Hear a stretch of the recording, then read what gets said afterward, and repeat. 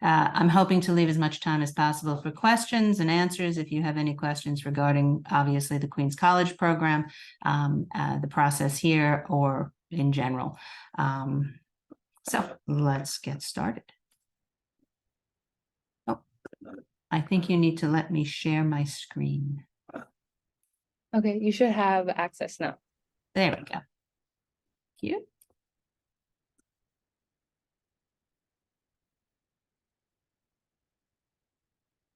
Good. Okay, are we good? We can see that? Terrific. Okay, thank you. All right, so this is, again, this is just an overview and kind of a reminder that when you're applying to graduate school, not only are you looking for an ASHA approved, but mostly a CAA accredited program. So the Council for Academic Accreditation in Audiology and Speech Language Pathology sets the standards for accreditation for all graduate academic programs and clinical requirements. Okay, there's another part to ASHA, which is called the CFCC. They're the people that guide you through the process of actually getting your certification at the end. But it's most important for you to start looking at programs that make sure they have a CAA accreditation. In your travels, you might see some of the programs are in the process of accreditation, or they're brand new programs and they're applicants or candidates, much like yourself. That's fine. You can certainly apply to them, and generally speaking, they get their accreditation sometime in the process of your education, and ASHA recognizes you as a student in those programs. So you don't have to worry during their process of accreditation if anything is going to impact you. Okay. Minimum requirements to be a speech language pathologist here in New York State is obviously a master's degree in speech language pathology from an accredited university. That gets you a state license in speech language pathology and helps you obtain your ASHA certification or your certificate of clinical competence, the almighty C's that go after your name, which we love. Okay. When we talk about application time, there's a lot of things that you need to do, and certainly knowing the organization skills of good SLP graduate students, we know that you probably have your Excel sheets and your spreadsheets and your checkoff lists, etc. And that is wonderful, because even though we're going to talk about CSDCAS as being kind of this portal for access to all of the programs or many of the programs, that doesn't mean that CSDCAS looks at or considers all of the particular needs of each program. So it is your job to still go onto the school website pages and make sure that you're meeting all of the requirements for application and eventual admission. Okay, and we'll get to some of those. You know, here at Queens College, our application deadline is February 1st. That's kind of late. Most places are in January sometime, so that's great. You have a little extra time. I'm sure Dr. Brienza went over all of the prereqs, so I'm going to skip all of those. As you can see, deadlines around here in the local area are anywhere from January 15th or so right through February. Okay. One all-important day is this idea of commitment day. All right. Any of the programs who are approved by CAA are supposed to adhere to the fact that you as a student are allowed to take until April 15th to commit to a program. Okay, that means the opportunity is there to give you as much time as possible to hear from all of the schools you have applied to be able to make an informed decision. Okay. You will certainly get schools in our area who will ask you to commit by March such and such in order to secure your scholarship or in order to secure your placement, or we won't guarantee you a seat. I will caution you strongly to call them to confirm and to say, listen, I know you're part of CAA, so why aren't you waiting until April 15th?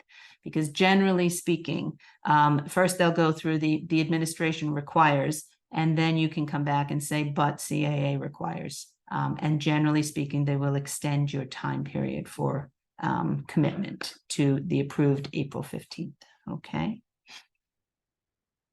Okay. All right. Let's talk a little bit about CSDCAS. It is a centralized application service, all right? It is supported by ASHA and CAPSID. CAPSID is that group within ASHA that basically looks at all of us in the academic world for communication sciences and disorders. So if any of you use the Common App in order to apply to college, this is very similar, only it's targeted obviously for SLP programs and audiology programs for those of you going into audiology, which I hope there are some at least. Approximately 70% of the programs across the country right now are utilizing CSDCAS. So we have 217 graduate programs and 62 audiology programs who are currently participating, which is great. CUNY is not one of them. So the 4 CUNY programs for Lehman, Brooklyn, Hunter, and Queens do not ascribe to CSDCAS at this time. We are working on it, believe me. Okay. So what are the benefits? Very much like your Common App, it's one centralized program. It's one portal to put in your application information for multiple programs, okay? You're completing one application and then addenduming any of the necessary components for any particular graduate program. What's nice for colleges, for like your undergrad college, it's one place for all your transcripts to be sent, and it's one place for all your recommendation letters to be sent. So I know you've all been on the hunt now to get people to write recommendation letters for you. And it certainly does make it easier that they can upload their recommendation letter to one central place, and then it can be distributed by CSDCAS to any of the programs you decide to apply to, okay? It also tracks your progress and does send you some updates and reminders when you haven't completed some items. And you can log on at any point and kind of see the progress any of the programs are making in reviewing your application. Okay. The cycle runs from July 17th through July 1st of 2024. So it's already open for this coming application year. There are, of course, fees involved for everything. So the primary application fee for CSDCAS is $139. That opens up your CSDCAS account and allows you one application, okay? Not many of you will apply only to one graduate program. So keep in mind that every time you apply to another graduate program, it's an additional $56, okay? So for example, if you choose 5 different programs that you would like to apply to, your first one is included in this $139 fee, and then you have 4 additional fees of $56 each. So we're talking about another, $220 approximately, okay?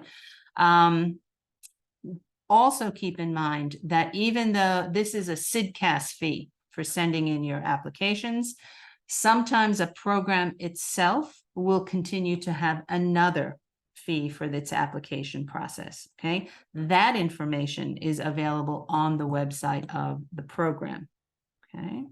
So unfortunately, applying to graduate school can be fairly expensive, okay? Unless they have changed anything here in CUNY when you are a Queens College undergrad, if you are choosing to apply to Queens College, or just like if you're a Brooklyn undergrad choosing to apply to Brooklyn, that application fee for the college is not charged. So we charge $75 here for an application, as I recall, and you would not be paying for that, nor would you pay for obviously the transcript fees, because your transcript is here. They're not sending it to anybody. They have it. Okay.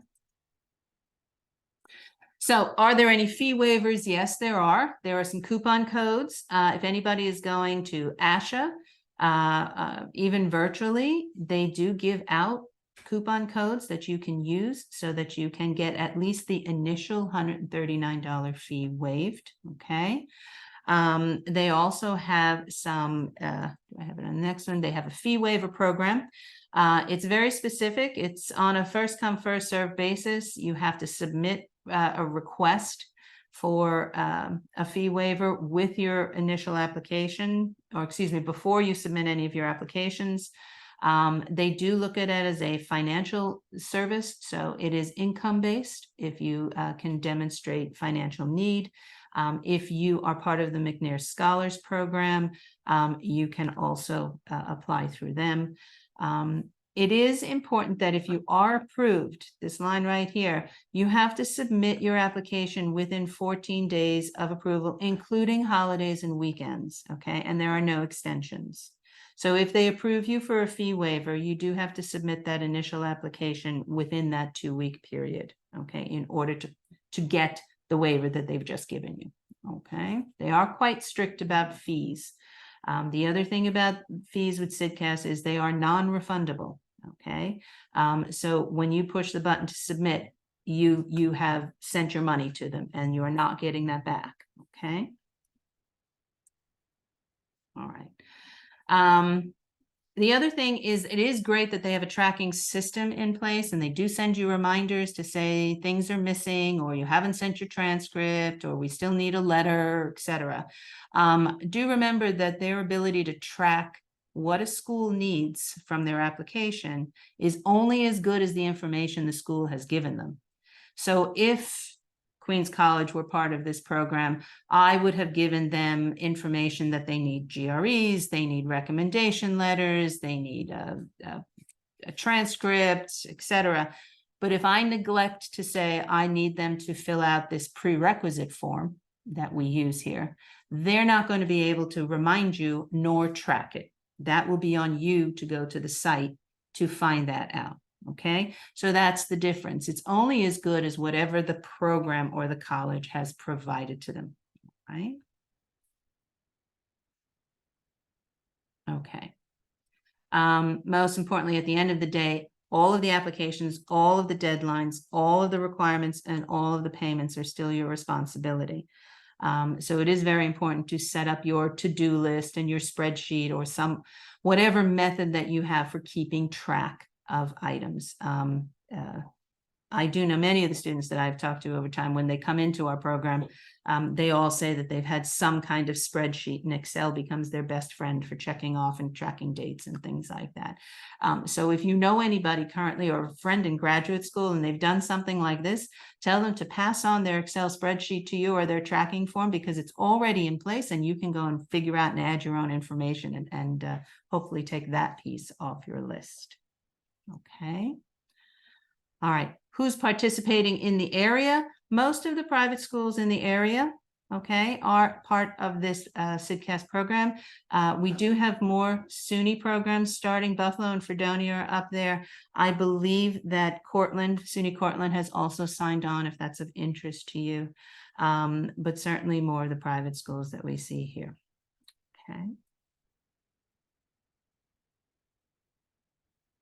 Okay.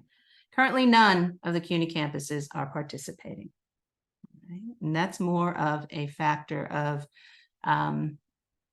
people reviewing the requirements for having CSDCAS more or less replace our current program or application process that we have in place.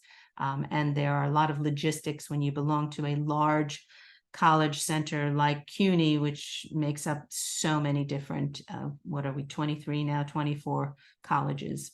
So there are a lot more details that need to be ironed out than when we're just talking about one college. Okay. Okay, any questions before we go into some details about what's on the website? I just threw a lot of information at you, so any questions so far? I don't see you very much, so just shout them out, please. Or direct them to Carol and she can read them out. There's nothing in the chat yet. Okay. Good. All right. Sorry, I have a question, just quickly. Mhm. So when, like, I've started the application process a bit, and when it asks for certain things, like, I'm not sure if it's saying expected or current, because there's certain things that, like, I haven't done yet that I'm planning on doing in, like, spring of 2024. Mhm. So is it okay? Because, like, it says, like, where did you graduate from? But I haven't graduated yet because I'm still in my undergrad program for another semester. So Mhm. am I supposed to be talking, like, in the future of, like, the next semester's worth? Or am I how am I supposed to disclose the fact that, like, I haven't graduated yet, but, Mhm. like, I'm planning on graduating and I want to Mhm. apply for graduate school right now? And you're in the same boat as the majority of people who are in the process of doing graduate applications. Okay. So when you are filling out your application, there's usually something that the name of your name of the college where you got your undergraduate degree, date of graduation, and you put in your presumed date. So for you, you would be putting in May, June 2024. What I think it's May 30th is our graduation date. We decided. So May 2024 is your graduation. Okay. When you are submitting, say for Queens College, we have a prerequisite list. You're going to be listing what your courses are, and it asks you when you took them. And on there, put the date, spring 2024, so that we can follow how many courses that you are still in need of. Okay. And the last piece is when you do send your transcripts, when we get those applications and we're reviewing those transcripts, we can already see that you do not have a degree conferred. We can see that you are enrolled, because what happens is your transcript gets sent, and it will either, if you have registered by the time you send your transcript, the courses you've registered for next semester will appear on that transcript. So anybody who is seeing that will know that you are still in school. Okay. So in all honesty, about 70% of the applications are from current undergrad students or students who are in the process of completing the prerequisites or their second BA or something like that. Okay. Okay, thank you so much. Anybody else? I don't believe we have any more questions right now. Very good. Okay. So when you go on to CSDCAS, this is what you'll see on the website. All right. And you should certainly start looking through before you start opening accounts and logging in and applying. Make sure that you take the time to read through several of these areas. Exploring your career as a general information center, preparing your application. Oops, sorry. Has a lot of different settings or subtitles that can help you guide you into what to expect or what information that you should have available to you before you start opening up an application and what to expect. Okay. And the Help Center actually has that whole idea of that list of frequently asked questions and how to prepare things. They actually go through in quite detail, and much of the information that you'll see here is gleaned from the actual website. So the website is listed at the end of this presentation, and certainly if anybody needs it, we can throw it in the chat as well. Okay. So the first thing that you need is if you've decided you're going to use CSDCAS, which you will likely have to do since many of the programs are using it, you will be required to create an account. You will submit whatever contact information is the most accessible for you, because they will be conferring with you, sending you reminders, and any issues in terms of payment. So set it up with an email account that you are going to check frequently. Okay. If you are not a person who checks your QC email every week, don't use your QC email. Use whatever is your personal email for that. Okay. You also must sign a consent that CSDCAS is allowed to send all of your private information to these schools. Okay, so every time that you are requesting an application to be sent, it has to make sure that you have already approved and signed a consent for that release. Okay. The thing with CSDCAS is it also collects much of this data as an accumulative data to give us a view into who is applying to graduate school. So obviously it is collected data. It is nothing identifiable to you, but it is data that we use to say what makes up a student who applies for an SLP program. What is their general GPA? Do they generally take the GREs? What is their course requisites like? And they'll also provide other data that we are very interested in right now is what is the diversity of the candidate pool that is out there? Okay, and how are we, as part of the ASHA initiatives, making sure that we are reaching a more diverse population of students? Okay, so do know that your accumulated data is transferred and looked at in that way. Okay, you will have to enter your academic history Supporting information, there's a link for anything that you've done outside academic. So if you do go to NISHLA, or if you do go to ASHA, or if you have any special achievements, if you've been on the e-board of NISHLA, all of these things are important to add on here, okay? And then the program specific materials, so for things that may or may not be on CSDCAS, you will have to go back and forth and just make sure that you have supplied those to the college, okay? We have two questions that are in the chat. Sure.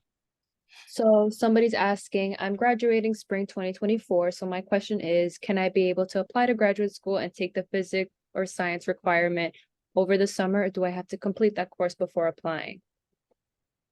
I will say that first, it may depend on the program that you're applying to, but most programs will allow you to apply and accept you conditionally, meaning that you have to demonstrate that you have completed that course before you can actually enter in the fall.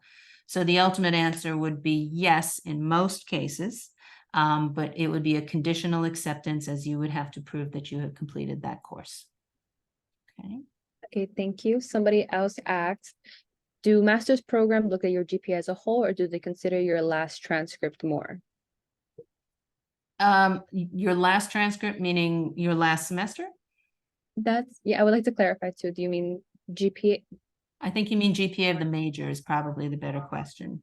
For transfer students, Mhm. in my case, I transferred in my third year of college to Queens College, and I wanted to know if I apply to master's programs, are they gonna look at my GPA as a whole since I did 2 years in another school, or will they just consider my last transcript from Queens College more since that's where I got my degree from? So remember, as part of the process, whether you're doing CSDCAS or whether you're doing it individually, you do have to send all of your transcripts from any of the colleges you've attended. So as somebody who's reading those applications, I'm seeing all of your transcripts, okay? If you've transferred, say, from Queensborough to Queens, everything is on one transcript because obviously that's kind of like an in-house transfer, right? What do we look at? Yes, we will look at the overall GPA and then more specifically at the major GPA. And I will tell you that in general, I sit on a board of the 24, 25 programs in the city. And I know that we do tend to give you some leeway in terms of freshman year, because we all know that the first semester of college is a bit of an adjustment period. So we do anticipate that there might be some lower than typical grades for you that first year, okay? But what we like to see is that there's progression, and then very specifically that the classes in your major, you've demonstrated more strength, all right? So that's where your focus will be. So we will see 2 GPAs. We'll see the cumulative GPA, and then we'll see the GPA for those courses in your major. Does that answer your question? Yeah, but what if the GPA that I got when I graduated, I'm sitting at a 2.99. However, my science GPA is at like a 3.4. Do I still have a chance of getting in, or? I think that depends on the college. Some colleges are more strict about their cutoff. So if they are looking at the overall GPA, they may have a very strict 3.0 cutoff. I think that's worth, before applying to multiple places, I think it's very worth your while to contact the admissions people of the program and see if they would, 2.99 is like, to me, is kind of the same thing. But if you have somebody who's just doing data numbers and entering something, a formula into their application process to weed out, yours might get lost if you don't make a personal reach out to say, make sure you look at both. Okay. Oh, got it. Thank you. I would it's just, they may have lightened it in some places, but I wouldn't risk anything before spending that money and making sure that you're going to be seen. Okay. Sure. Thank you. Thank you for the question, everybody. Yeah. For the record, at Queens College, we do review every application that comes to us that is complete. And we read every part of your application. There's no weeding process here. Once it is complete, we get it and we review it. So, that's something to keep in mind if you are in a bit of a bind there. Okay. Got it. Thanks. Mhm. All right, this is something that CSDCAS does have. They have a nice color-coded system. They kind of tell you all of these will be in one of the legends that you can determine what they mean, but they color code everything so it's easy for you to see what's missing or at what point of the application process you are in for any particular school, okay? So for example, applications for the program materials do not have to be sent by this date. Applications can only be verified once payment is made, so you know that you have to have payments done, or if there's certain time periods, etc. So again, and they'll give it by the college, all right, and they'll let you know specifically what's going on there. Always double check anything you're here. So here's New York, here's Hofstra University. Here is like a payment deadline that you need to make your payment by, etc. Okay. But it is a very nice tracking system. All right. What's the process for CSDCAS? The timeline is roughly about 6 months before you decide where you're going to start your applications. You really just need to start looking at what schools you're really interested in going to and kind of determining if they're in your budget, if they're in your travel area, if you're going away to school, all of those kind of particulars that draw you to a college. As well as obviously the content of the college are they geared toward particular tracks? Do you have options? Do you have electives? Look on their website. Look at things like their praxis completions and their overall completion of the program. Okay. So once you start knowing where you'd like to apply, which most of you at this point do, give yourself a specific guideline. We always say at about 12 weeks or so, you really should be finalizing, have you asked for recommendation letters? Have you started your list so that you know exactly what materials you need to get together? Have you started to collect or request official transcripts to be sent, etc.? Okay. The one thing that we have to talk about with CSDCAS is this idea of transcripts. Okay, so where you're used to entering all of your personal information and general information, with CSDCAS, you also have to enter your entire academic history. So you have to get your transcript, your student copy of your transcript, and you must enter in all of the coursework and the codes and the grades and they must match your official transcript. Okay, so you are responsible for entering that, in the fall of 2020, I took English 101 and I got this grade and I was awarded this many quality points or whatever the system is. And I took this course and this course, and you must do that for all of the information that's on your transcript. Okay. If you find this overwhelming, of course, CSDCAS has a service that will do that for you for a fee. Okay, I don't remember what the fee is, but it's somewhere around another $50 to $60, as I recall. Okay, so that is probably the most labor-intensive piece of CSDCAS, is that you are providing them not only with an official transcript, but you are also using your student transcript to enter in all of the information from that transcript. Okay, and if you've been to 4 different schools, you are submitting 4 different transcripts and uploading the information from 4 different transcripts. Okay, so sometimes, depending on how many transcripts it is, you may want to consider this service because that is quite the labor-intensive piece there. Okay. And here's their timeline that they break down. They start you at 12 weeks, at 10 weeks to request all your transcripts.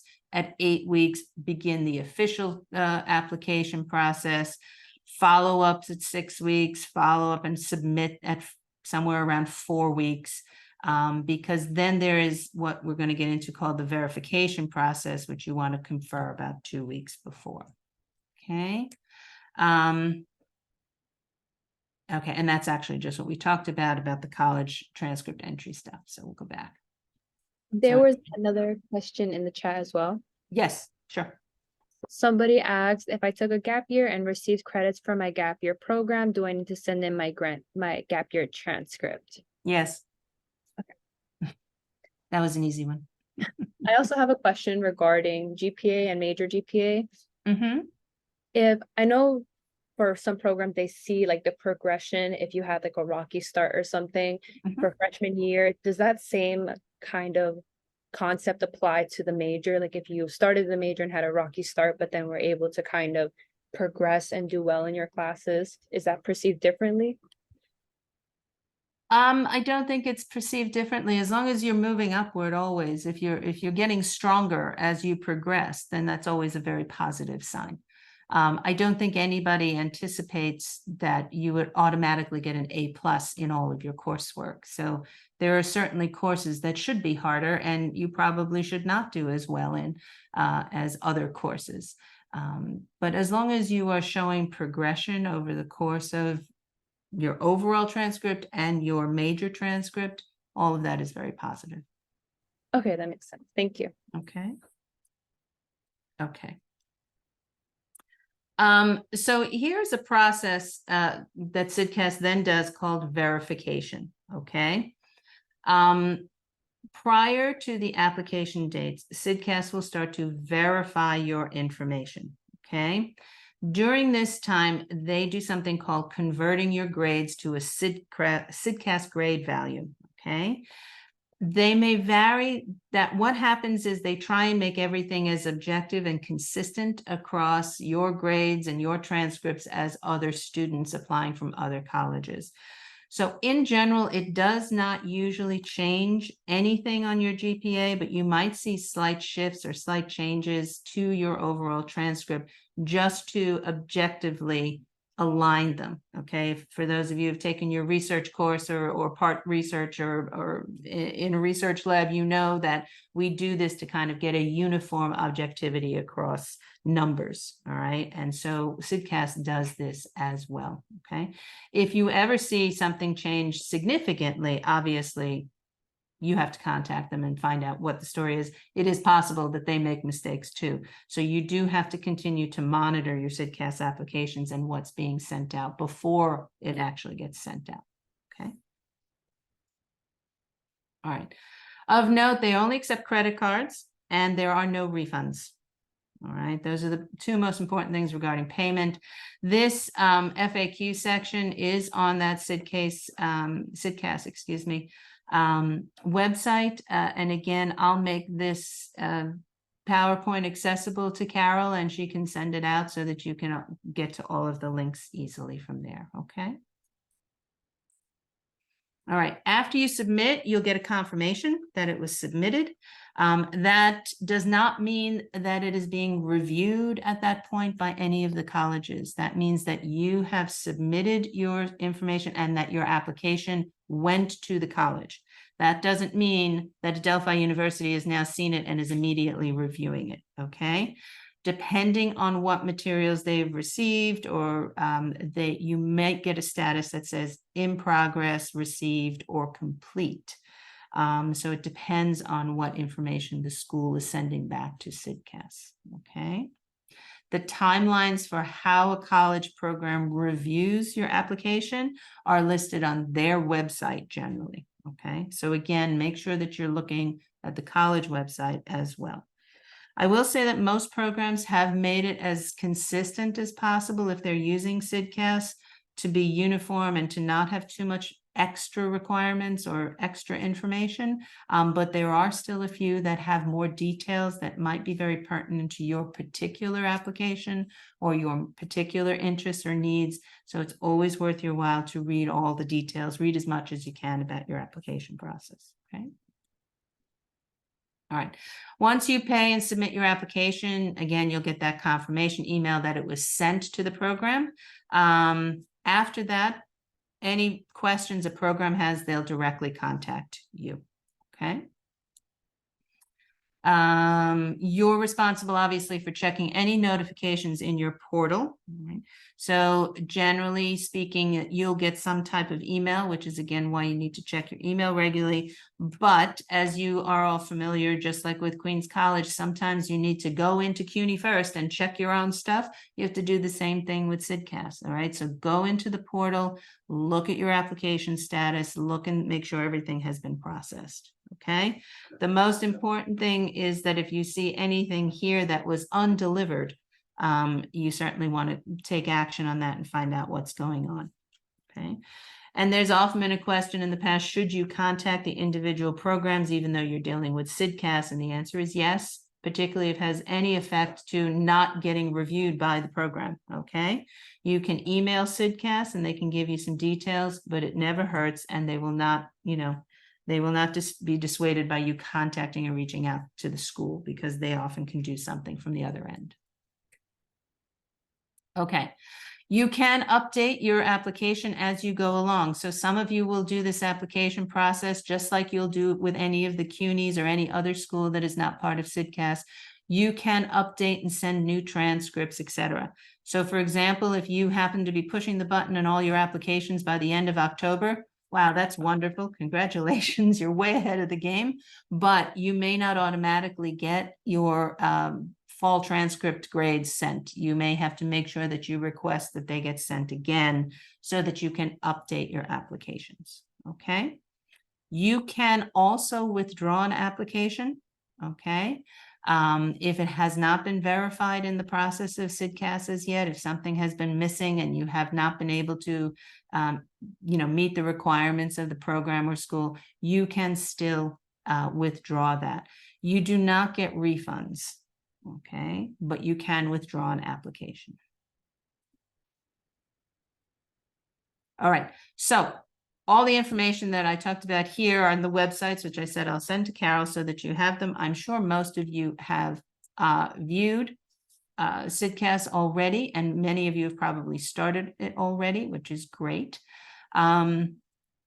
Just some final thoughts about the whole graduate admission process is that, remember, it's really important to find the program that's right for you. Okay, just because all of your friends are applying to like these 6 colleges doesn't mean that's the right program for you.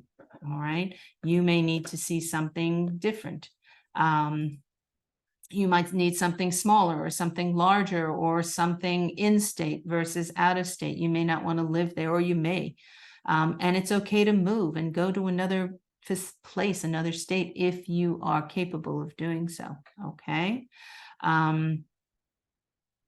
You don't always know if a school is right for you until you take a visit. Visits are not as frequent as they used to, so open houses are often more virtual, but hopefully you have a list of questions that really are meaningful to you about what your needs are. Okay. Many schools right now are using the interview process. We've done interviews at Queens College for as long as I've been here and many years before that. We find that interviews are a great way to get to know students in terms of what their needs are. And it's a great way for students to be able to ask us more detailed questions about experiences. Okay. Do know that you have to prepare for an interview. However, you can't just waltz in. There are many programs that will ask you real content-based questions. So for example, one of the colleges in the area that focuses a lot on what they call medical speech language pathology will ask you content questions about what you think about aphasia or dysphagia or treatment plans. Okay, so you may need to review some things before you go in there. There are other schools that will ask you interview questions like problem-solving questions. They may give you a task to do. How do you relate this? How do you work together as a group? Okay. And there are some interview processes that want to get to know you as a student, okay, and as a person. Right? So make sure whatever it is, do try and prepare as best as you can, brush up on some of your information, present yourself well. You're not going to know all of the answers to content questions. You're not supposed to. You're going into graduate school, not graduating from it. So be honest that you've had some information about things in your classwork and you're looking forward to other types of opportunities at their school. Okay. And all I can say is make sure that you dress appropriately and professionally, even if the meetings are on Zoom. You know, be respectful, make sure that you present yourself well. You don't have to run out and go buy a suit or anything like that, but certainly I would not consider wearing a sweatshirt or a hoodie or, you know, anything like that to an interview. Present yourself professionally is all I can say. Whatever you would expect it, you know, going into another doctor's office or something like that, that's how you should be presenting yourself. All right. Mostly in the end, whether you get into your ideal school or not, the most important thing is that you get into a school program that you are comfortable in and that you can graduate from and become an SLP. All right. All of the schools you're applying to hopefully are all CAA approved, which means that they are all presenting you with information that is required to meet the standards of ASHA certification. Okay. It doesn't mean anything if you don't get into the ideal school, as long as you get into a school where you can meet your needs, that you are happy, that you can make good connections and graduate. We need a lot of really good SLPs in this field, and we need a lot of competent SLPs in this field. And we need a lot of different types of SLPs who want to work in different settings, whether it's a school or an outpatient center or a medical facility or an acute care hospital or in-house or home care. We need people who would want to do all of that. And that need is only going to grow over the next 2 decades because of our aging population. So keep that in mind. It's okay not to get in someplace. It's okay. Just as long as you start your career someplace else. We need you out there. Okay. So that is all I have from here. So any other questions or comments or anything you didn't understand or want to share? We had a few questions in the chat, and so Hebatala asked, my BS is not in communication disorders. Would getting a baccalaureate certificate in speech prerequisites higher my chances in getting in with a 2.99 GPA? If your undergrad degree is not in communication sciences disorders, you have to complete the prerequisite track. So in that case, that is another addition to your GPA. It'll be looked at separately. Okay, so it'll definitely be stronger. And Julia asked, would we be able to know which college asks content-based questions? I don't know if every college tells you what their interview process is like, but there's certainly enough word on the street that you can dip into. And I know you've all been to grad school cafe, or what is it, grad cafe, something like that. I forget that one. But it's one of those Reddit forums or something that you can look on. But anybody who's been out to school or anybody who went through the application process last year is a very good source. If they're asking real content questions, they will tell you that be prepared for X, Y, and Z. But you can certainly get that information from other people. I think you're having a panel, is that correct, coming of students? Definitely ask them what kind of questions they were asked at different sites. Most places don't change their interview process too much over time, but yeah, I was actually going to make an announcement about that. We will be having our graduate school panel with Sophia Topalis, which was the president of NISHLA last year, and Erin Fu. And so they will be coming and being able to answer questions based on the programs they're in.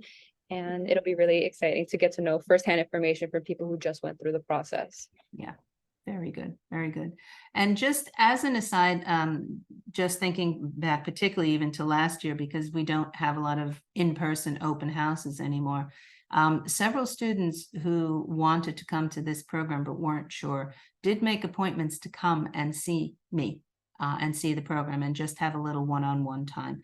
So I know that's something that we do. I can't say that every program does it, but it doesn't hurt to ask.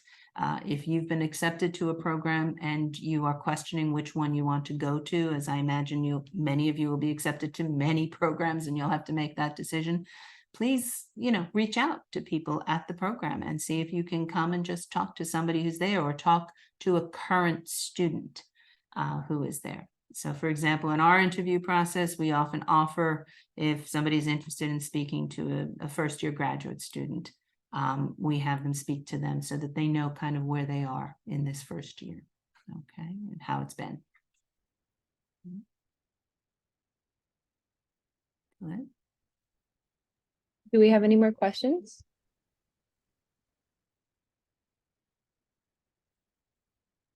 No? I have a quick question. If you said that the CSDCAS, they like send notifications and that they do like a verifying process. Mm-hmm. If something like if you inputted your own transcript information and something was wrong, would they contact you and say like, please fix like fall semester of 2023 or something like that? Or would they just expect that you should know that it's wrong? Should know that it's wrong, meaning that the grade doesn't match or the name of the course or the course number, that kind of thing? Yeah. My understanding is that they don't verify back and forth between the transcript as much, but they do spot check. So it's possible that they're picking up errors that are made. But if you are choosing to enter the information yourself and not use their service, I don't think they check it 100%. Okay. Mm-hmm. Just more details for you to kind of iron out, unfortunately, but you're going to be an SLP. You're going to get used to doing a lot of paperwork, unfortunately. Right, Roseanne?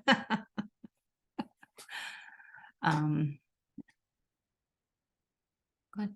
Anything else?